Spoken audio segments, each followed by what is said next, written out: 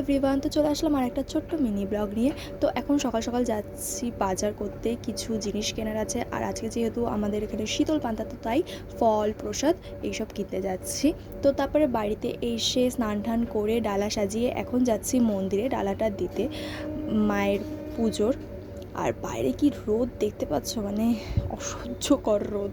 তো তারপরে এই যে মন্দিরে চলে এসেছি, আর এই যে মায়ের দর্শন করিয়ে দিলাম। আর তারপরে বাড়িতে এসে পান্তা ভাত, ডালের বড়া, আলু ভাজা, দুটো ভাজা লঙ্কা দিয়ে মাখিয়ে সেই লাগলো খেতে। আর এরকম তো পান্তা ভাত এখন গরম পড়ে গেছে, খাওয়াই যায় আর খুবই ভালো লাগে।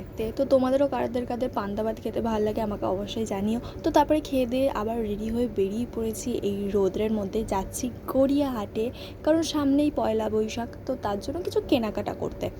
তো আর দেখতেই পাচ্ছ বাইরে এতটাই রোদ, মানে বাইরে পা দেওয়ার অবস্থা নেই এরকম।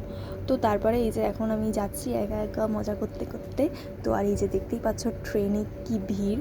তো এই ট্রেনে থালাগুতো খেয়ে নেমে গেছি স্টেশনে। আর আমার মুখটাও আমি একটু এখন দেখিয়ে দেবো, দেখো মানে বাড়ির থেকে কি বলবো, বেড়াই একভাবে আর হয়ে যায় আর এক রকম, যা রোদ পড়েছে। তো তারপরে গড়িয়াহাট পৌঁছে গেছি। আর সত্যি কথা বলতে না, যে গড়িয়াহাটে বলে যে বার্গেনিং, কম দাম, আমার মনে হয় এখন এতটাই মানুষ লেভেল, মানে গড়িয়াহাট, স্প্ল্যানেড এইসবের এতটাই নামডাক হয়ে গেছে না এখন। ওরা মানে দাম তো প্রথমত কমাতে চায়ই না, তো আর ফিক্সড প্রাইস করে রেখে দেয়। এর থেকে আমার মনে হয় অনলাইনে কেনা বেটার। তো তারপরে ওখান থেকে কিছু জিনিস কিনে, আর তারপরে এই দোকানটা দেখতে পেয়ে এখানে তো দাঁড়িয়েই পড়েছিলাম। কত সুন্দর সুন্দর সফট টয়েস দেখো, মানে যেটাই দেখছি সেটাই মনে হচ্ছে কিনে নিই, বাট কী করা যাবে, আমার বয়সটা নেই, আর বয়সের থেকে বড় কথা টাকা নেই। যাই হোক, তো তারপরে গড়িয়ার যেহেতু গেছি তার জন্য তো ফুচকা খেতেই হবে। তো ফুচকা খেয়ে একটা কোল্ড ড্রিঙ্কস কিনে তারপরে ট্রেনে উঠলাম আর একটু সিট নিয়ে বসে পড়লাম। কারণ সেই দুপুরে বেরিয়েছি 3টের থেকে, মানে টানা 6টা অবধি হেঁটেই চলেছি এরকম হয়েছে। আর তারপরে তো কিছু জিনিসপত্র কিনেছি, যা পেয়েছি ভালো। আর আমার বেসিক্যালি কিছুই ভালো লাগছিলো না, আর যাও ভালো লাগছিলো এত দাম বলছিল। আমি যে ভাই আমি কিনবো না, আমি অনলাইনে কিনবো, আমি এত দাম দিয়ে একটা জামা কিনে আমি পরবো না।